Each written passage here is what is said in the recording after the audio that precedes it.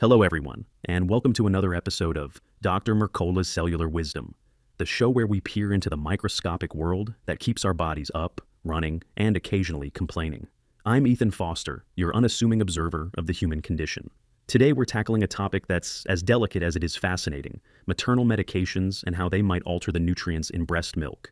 And I'm Alara Sky, the comedic contrarian who enjoys upending assumptions about health, medicine, and whether our cells deserve hazard pay for all they put up with.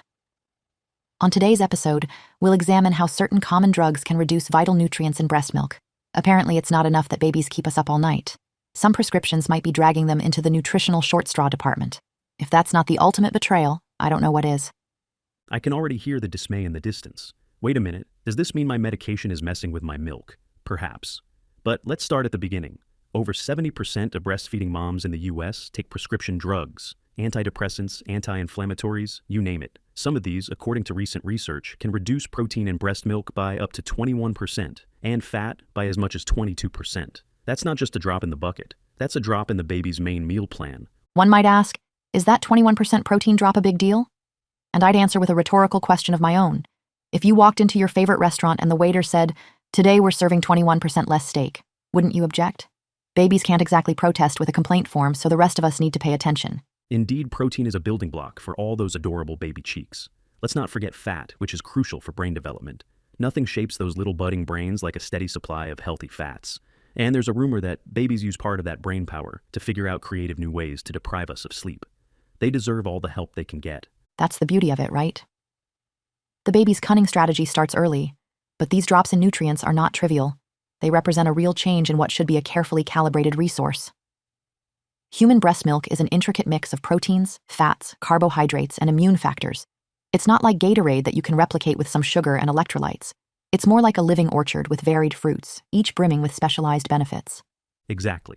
A living orchard is a great metaphor because human milk is full of dynamic components that shift from morning to night, from the first latch to a few months later, even from the start of a feeding session to the end. That alone is fascinating. I had no idea that fore milk starts off watery, and hind milk is like the dessert portion. And then you add in the possibility that a medication might sneak in, reducing the creaminess of that dessert. Babies are going to be outraged.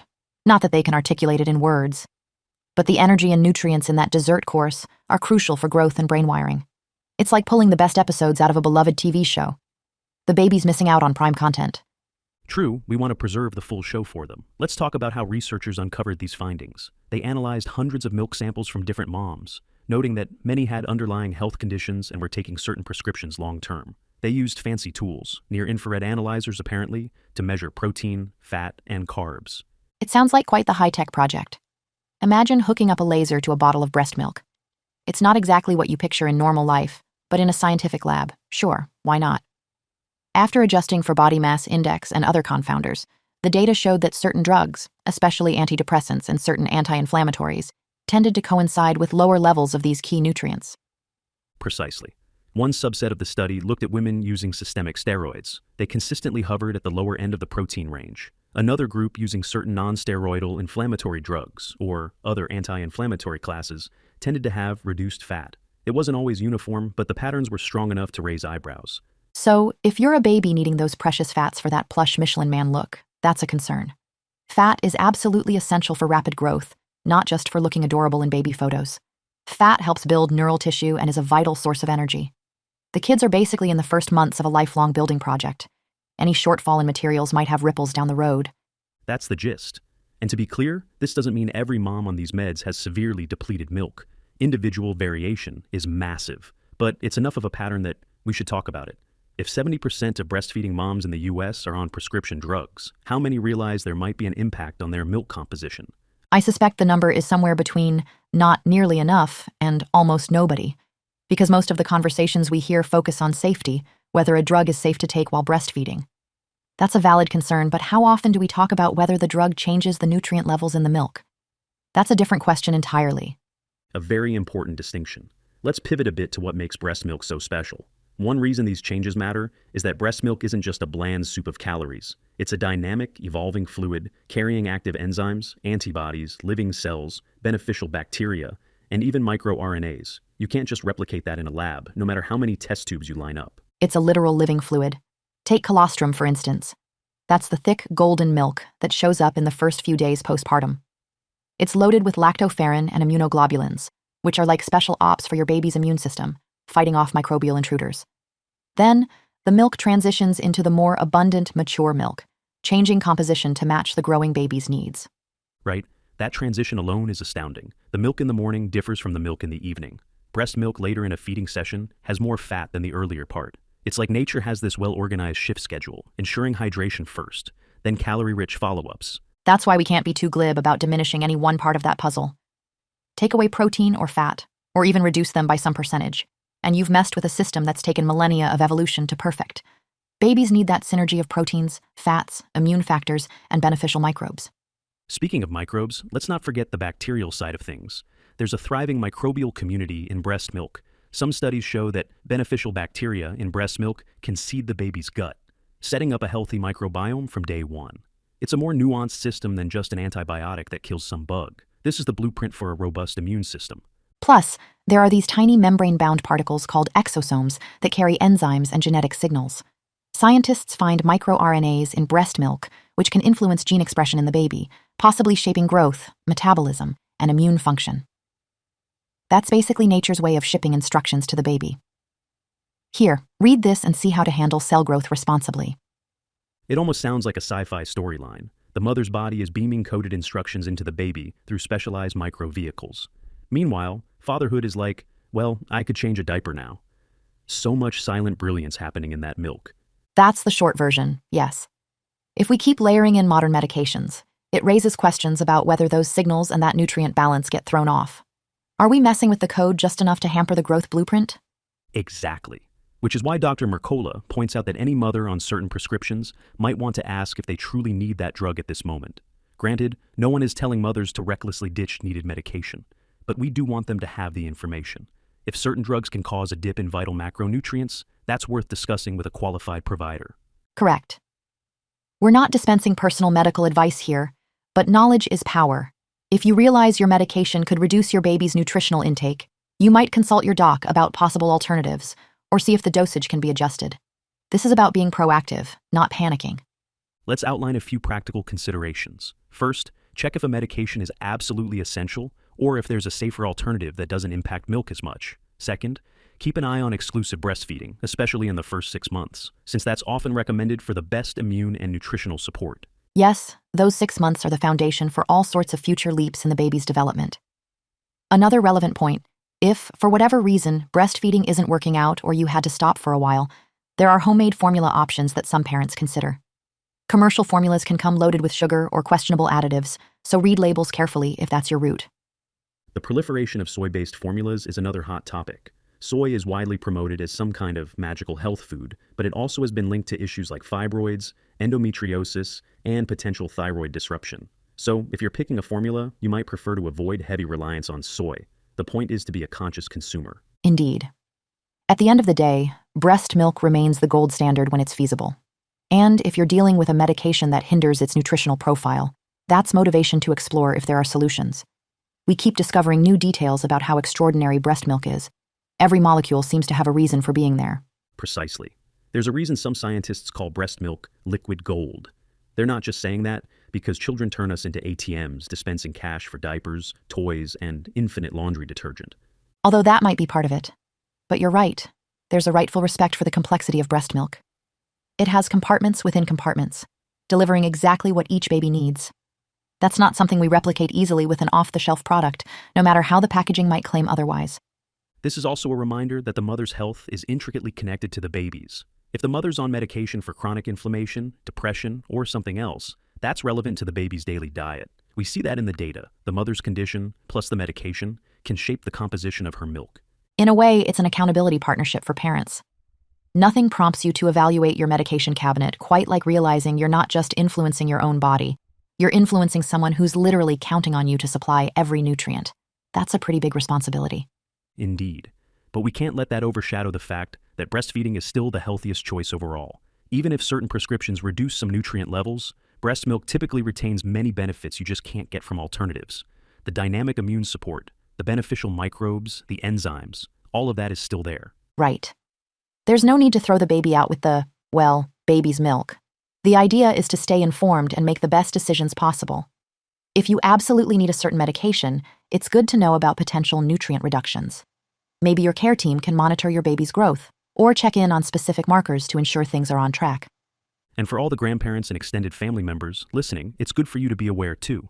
Sometimes these decisions are made in a bubble, and people are left wondering why the baby isn't gaining weight or seems fussier than usual. Context helps everyone provide better support. Absolutely.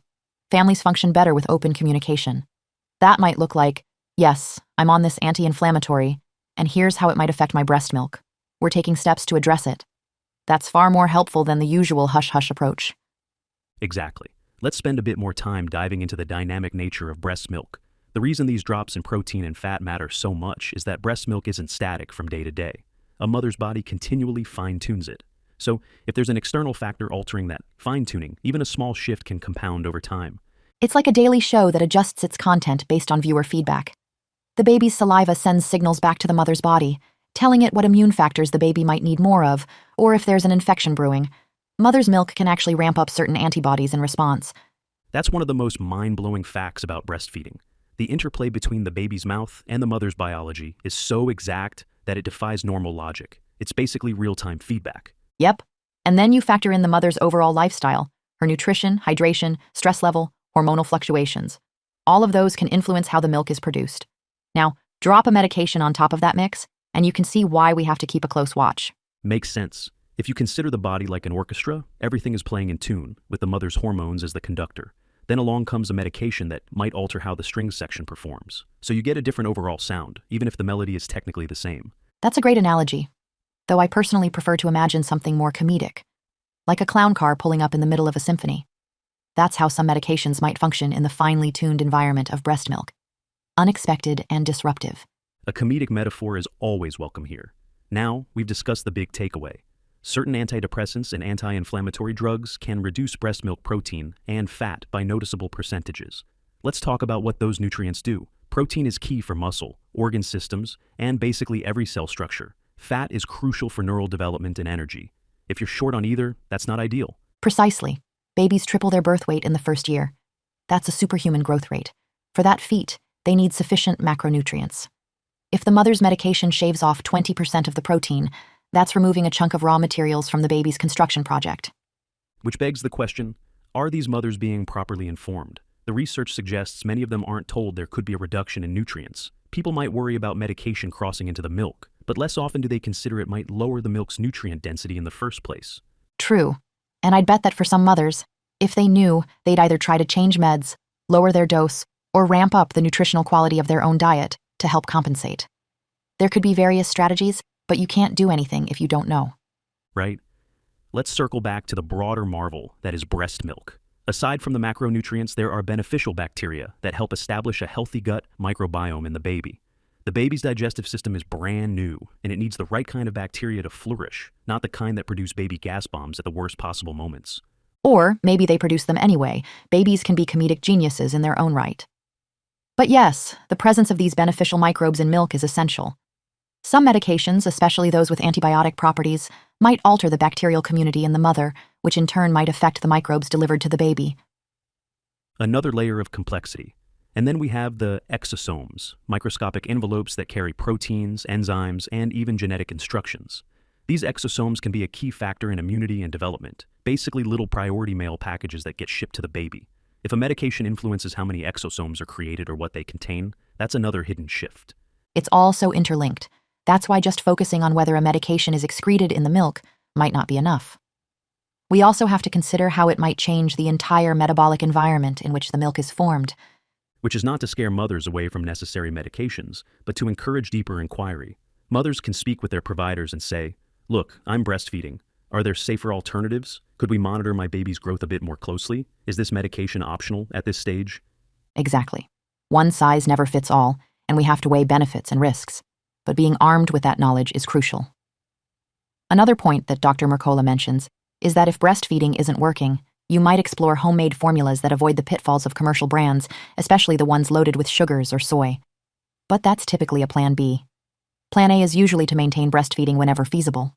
Absolutely. And for moms who do breastfeed for the first 6 months or longer, That can make a huge difference in the baby's immune development. Those immune cells and antibodies come in especially handy, helping babies get a jump start. Then you add in solid foods at around 6 months, with an eventual gradual transition. Right. I also appreciate that the body invests a lot of effort in fine-tuning milk. It's not just a random secretion. The mother's body can detect a baby's needs. If the baby was born prematurely, the milk is adjusted to have a higher concentration of certain nutrients. If you have twins, your body shifts to produce enough for both. It's remarkable. In that sense, breast milk is one of nature's most sophisticated balancing acts. Perhaps that's the core reason we should be cautious about anything that could disrupt it. We're dealing with a formula that's been perfected over eons. Absolutely. It's a system of checks and balances that we're only beginning to fully understand. Whenever researchers look at human milk with the latest technology, they seem to discover something new, like microRNAs or beneficial strains of bacteria that we never suspected were there. Indeed, it's an ongoing journey of discovery, but let's hone in on the practical takeaway. If you're breastfeeding and you're on a medication, ask whether it could affect your milk's nutrients. You could also make sure you're giving your baby a chance to get that hind milk. Feed long enough so that the baby taps into the fuller fat content. Simple measures can help ensure the baby's at least getting as many of the available nutrients as possible. Right. And for those who find themselves in that 70% of US moms taking prescriptions, it's useful to explore your options. Maybe you do need that medication. Maybe there's an alternative. Or maybe your situation changes after a discussion with your doctor. The point is, you have a right to know how it influences that precious resource your baby consumes daily. That's the heart of it, informed choice. Because if you're the one producing the milk, you deserve to have the full story. No illusions, no half-truths. So, as a final note, breast milk is extraordinary. These new findings about prescription medications highlight just how sensitive and adaptive this substance is. And for anyone who wondered why we called this show Cellular Wisdom, well, now you know. Our cells, and in this case, our breast milk, are wise. They're constantly adapting, shifting, and communicating. It's a lively interplay of biology. A medication might nudge that interplay in a less beneficial direction if we're not careful. Well said. And that about wraps up our deep dive into how maternal medications can alter breast milk nutrients. If you take anything away from this, let it be that breast milk isn't just another fluid. It's an evolving, dynamic lifeline for a baby's growth, brain development, and immune strength. And also that we love a good comedic analogy. Whether it's clown cars in an orchestra or partial episode streaming services, the point stands. If you're messing with the baby's primary source of nutrients, you want to know how, why, and what to do about it. Exactly. Thank you everyone for tuning in to Dr. Mercola's Cellular Wisdom. We hope you found this conversation enlightening, possibly entertaining, and definitely worth your time. Stay curious about your health, stay informed, and be sure to join us next time as we continue exploring the microscopic wonders that make life tick. And if you're a mother in the trenches, juggling medication decisions and nighttime feedings, remember that knowledge can be your best ally. Babies aren't the only ones learning new tricks every day. We'll see you on the next episode, folks. In the meantime, keep that milk flowing and those cells communicating. Indeed. Take care, everyone. And may your next grocery trip be free of awkward glances as you read every single ingredient label, because, hey, it's worth it. Definitely worth it. Bye, all.